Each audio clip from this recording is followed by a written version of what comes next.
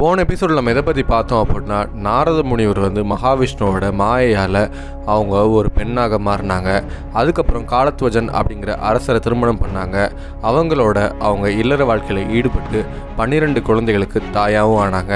அந்த 12 குழந்தைகளுக்கும் திருமண வயது எட்டிய உடனே அவங்களுக்கு திருமணம் பண்ணி வச்சு அவங்க பெரும் சம்சாரியாகவும் செஞ்சாங்க. அவங்களோட பேர குழந்தைகளோட அவங்க ரொம்ப சந்தோஷமாக இருக்கவும் செஞ்சாங்க. அப்படி இருக்கிறப்ப தான் ஒரு சமயம் ஒரு தூரதேசத்து மன்னனால் அவங்க நாடு முற்றுகைப்பட்டது. அந்த போரில் இந்த சுந்தரி அப்படிங்கிற நாரத முனிவரோட குழந்தைகள் எல்லாருமே கொல்லப்பட்டாங்க. இந்த செய்தியை கேட்ட உடனே அந்த சுந்தரி மனசு உடைஞ்சி அவங்க ரொம்ப வருத்தப்பட்டாங்க. அந்த சமயத்தில் மகாவிஷ்ணு ஒரு வயதான பிராமணர் போல நீங்கள் ஈம காரியங்கள் செய்யணும், என் கூட வாங்க அப்படின்னு சொல்லி அழைக்கிறாரு. அப்போ அவங்க புருஷ தீர்த்தம் அப்படிங்கிற தடாகத்தில் போய் சுந்தரியை நீராட சொல்கிறாங்க. அவங்க நீராடி வெளியே வரப்போ அவங்க பெண் உருவம் மாறி திரும்ப நாரத உருவத்துக்கு வந்துட்டாங்க. இதை பார்த்த உடனே அவங்களோட கணவனான காலத்வஜன் அதிர்ந்து போகிறாரு. தடாகத்துக்குள்ளே பெண்ணா போன சுந்தரி இப்போ ஆணா வந்திருக்காங்களே அப்படின்றத நினச்சி காலத்வஜன் ரொம்ப வருத்தப்பட்டார். அவருக்கு என்ன சொல்கிறேன்னே தெரியாமல் அவர் அதிர்ச்சியில் திகைச்சு போய் நின்றுட்டு இருந்தார்.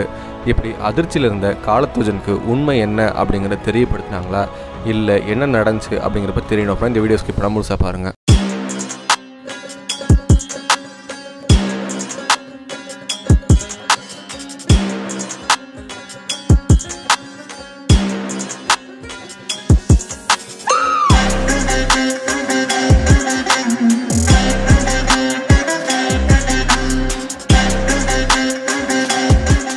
எல்லார் முன்னிலையிலும் சுந்தரியை அந்த வயதான பிராமணன் உருவில் இருந்த மகாவிஷ்ணு நீ இந்த புருஷ தீர்த்தம் அப்படிங்கிற தடாகத்துக்குள்ளே இறங்கி நீங்கள் குளிச்சுட்டு வா அப்படின்னு சொல்லி சொல்கிறாங்க.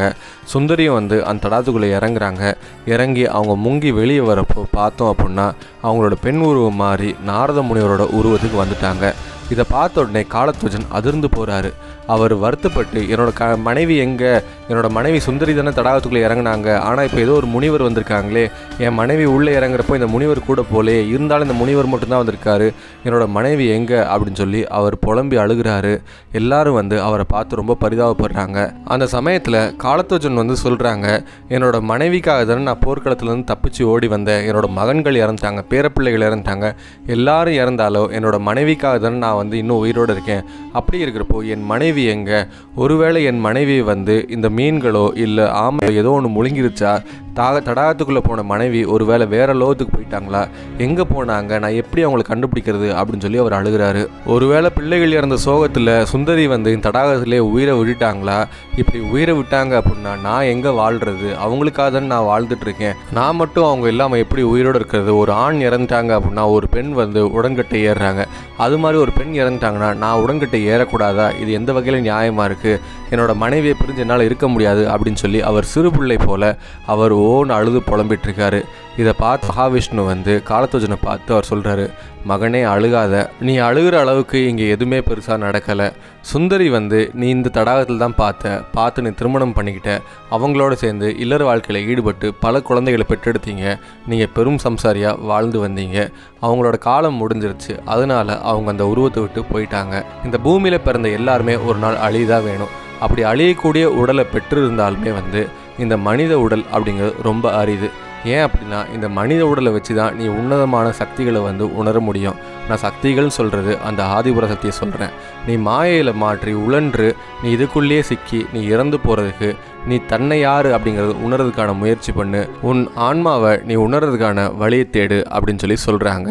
நீ சுந்தரியை இந்த தடாகத்தில் தான் பார்த்த, இந்த தடாகத்திலே நீ சுந்தரியை இழக்கவும் செஞ்சுருக்க, எதுவுமே நிலையானது கிடையாது. இந்த நிலையற்ற வாழ்க்கையை நினச்சி நீ வருத்தப்படாமல் நிலையான அந்த ஆன்ம சக்தியை உணர்றதுக்கான வழிபாரு.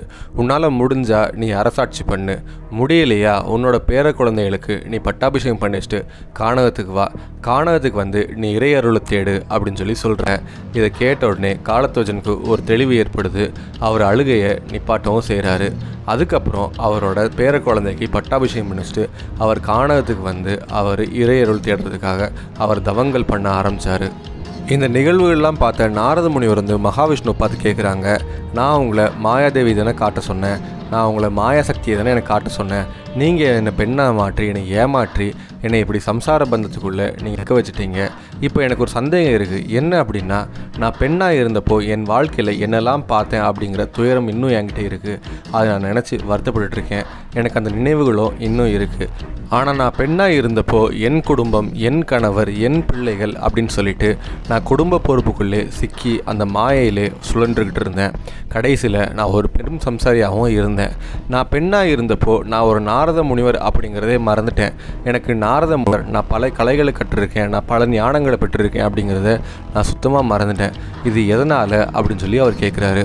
நாரத முனிவர் கேட்டதை பார்த்து மகாவிஷ்ணு சொல்கிறாரு, இதைத்தான் அறிஞர்கள் மாயா விலாசம் அப்படின்னு சொல்லி சொல்லுவாங்க.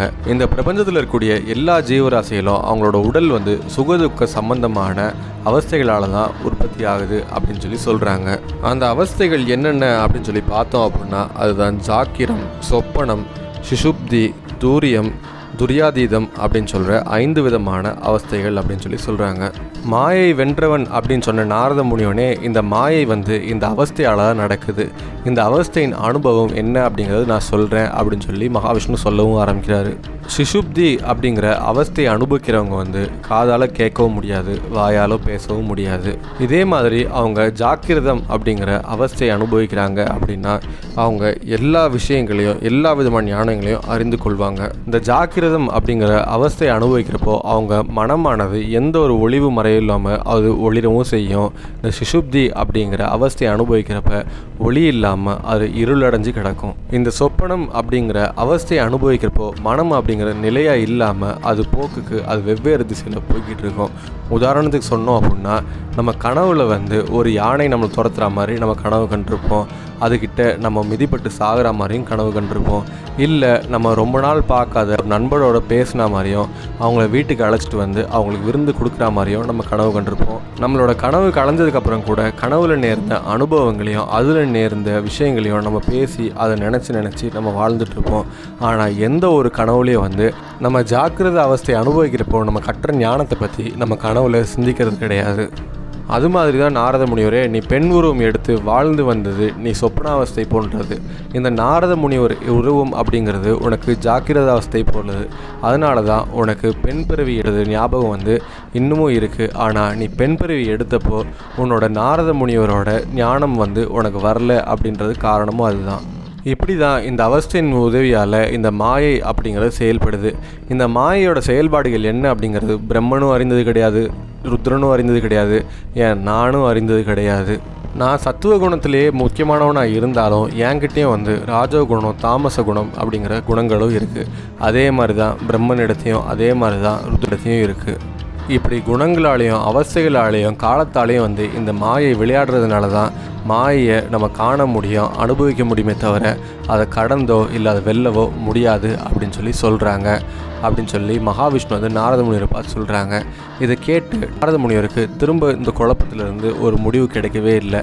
உடனே அவர் என்ன பண்ணுறாரு அப்படின்னா மகாவிஷ்ணுவை பார்த்து வணங்கிட்டு அவர் சத்தியலோகம் போகவும் செய்கிறாங்க. சத்தியலோகம் போனோடனே தன்னோட தந்தையான பிரம்மதேவனை பார்த்து நாரத முனிவர் வணங்கவும் செய்கிறாரு. அப்போ பிரம்மதேவன் நாரத முனிவரை பார்த்து கேட்குறாங்க, நாரத முனிவரே உங்களை பார்த்தா ஏதோ ஒரு குழப்பத்தில் இருக்கிற மாதிரி இருக்குது, என்ன ஆச்சு அப்படின்னு சொல்லி கேட்குறாங்க. அப்போ நாரத முனிவர் அவர் பெண்ணாக மாறியதும் அவர் வாழ்க்கையில் நடந்த எல்லா விஷயங்களை பற்றியும் பிரம்மதேவன்கிட்ட சொல்லவும் செய்கிறாரு. அப்போ பிரம்மதேவனை பார்த்து நாரத முனிவர் கேட்குறாங்க, இந்த மாயோட வலிமையை நீங்கள் எப்படி வென்றீங்க, நீங்கள் எப்படி அந்த மாயையில் சிக்காமல் இருக்கீங்க, அதுக்கான சூட்சமத்தை எனக்கு சொல்லுங்கள் அப்படின்னு சொல்லி கேட்குறாங்க. அப்போ பிரம்மதேவர் சிரிச்சுக்கிட்டே நாரத முனிவரை பார்த்து சொல்கிறாங்க, மாயையை யாராலையும் வெல்ல முடியாது. ஏன் முனிவர்கள், ரிஷிகள், காற்று மட்டுமே உண்ணி வாழக்கூடிய யோகிகளால் கூட இந்த மாயையை வெல்ல முடியாது. காத்தல், அழித்தல், படைத்தல் அப்படிங்கிற முத்தொழில்களை செய்யக்கூடிய மும்மூர்த்திகளாலேயும் மாயையை பற்றி அறியவும் முடியல, அதை வெல்லவும் முடியல. மாயை அப்படிங்கிறது எல்லா விஷயத்துலையும் வியாபிச்சு நின்றுருக்கு. காலம், கர்மம் அப்படிங்கிற எல்லா விஷயத்துலையும் அது இருக்கிறதுனால மாயை இதுதான் அப்படின்னு சொல்லி நம்ம கண்டுபிடிக்கவே முடியாது. அது மட்டும் இல்லாமல் எல்லா விஷயத்துலையும் அது வியாபிச்சு நிற்கிறதுனால மாயையை நம்மளால் வெல்லவும் முடியாது.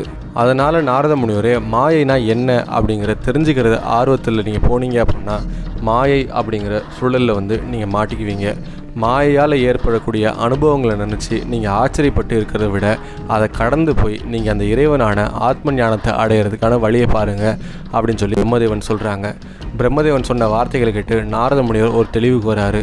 ஆமாம், நம்மளும் இனிமேட்டு மாயை பின்னாடி சுற்றாமல் நம்ம அந்த இறைவனோட அருள் அடையிறதுக்கான வழி பார்ப்போம் அப்படின்னு சொல்லிட்டு அவர் புனித யாத்திரைக்கு போகிறாரு. அவர் புனித நதிகளில் நீராடிட்டு அவர் புண்ணிய ஸ்தலங்களுக்கு போய் அவர் பிரார்த்தனை பண்ணி அவர் ஆத்ம ஞானத்தை அடையிறதுக்கான வழியை பார்க்கவும் செஞ்சார். இப்படி நாரத முனிவர் நான் மாயையை வென்றவன் அப்படின்னு சொல்லி மகாவிஷ்ணுகிட்ட சொல்லிட்டு இருந்த சமயத்தில் மாயைனா என்ன அப்படிங்கிறத புரிய வைக்கிறதுக்காக மகாவிஷ்ணு நாரத முனிவரை ஒரு பெண் உருவத்தில் மாற்றி அவங்க மாயை அப்படிங்கிற சுழலை சிக்க வச்சு அந்த அனுபவங்களை கொடுத்து திரும்ப நாரத உருவத்தை கொடுத்து ஞானத்தை புகட்டின இந்த கதையை பற்றி நீங்கள் என்ன நினைக்கிறீங்க அப்படிங்கிறத கமெண்ட்டில் சொல்லுங்கள். இந்த வீடியோ பிடிச்சிருந்துச்சுன்னா ஒரு லைக்கை போடுங்க. இந்த வீடியோ உங்கள் ஃப்ரெண்ட்ஸ் அண்ட் ஃபேமிலிக்கு ஷேர் பண்ணுங்கள். இந்த வீடியோ பார்த்துருக்க நீங்கள் இன்னும் நம்ம ஏல் சேனலை சப்ஸ்கிரைப் பண்ணல அப்படின்னா உடனே நம்ம சேனலை சப்ஸ்கிரைப் பண்ணுங்கள். கூடவே நோட்டிஃபிகேஷன் பெல் பட்டனை கிளிக் பண்ணிங்க அப்படின்னா நாங்கள் போகிற வீடியோஸ் எல்லாமே உங்களுக்கு உடனுக்குடன் நோட்டிஃபிகேஷன்ஸாக வரும்.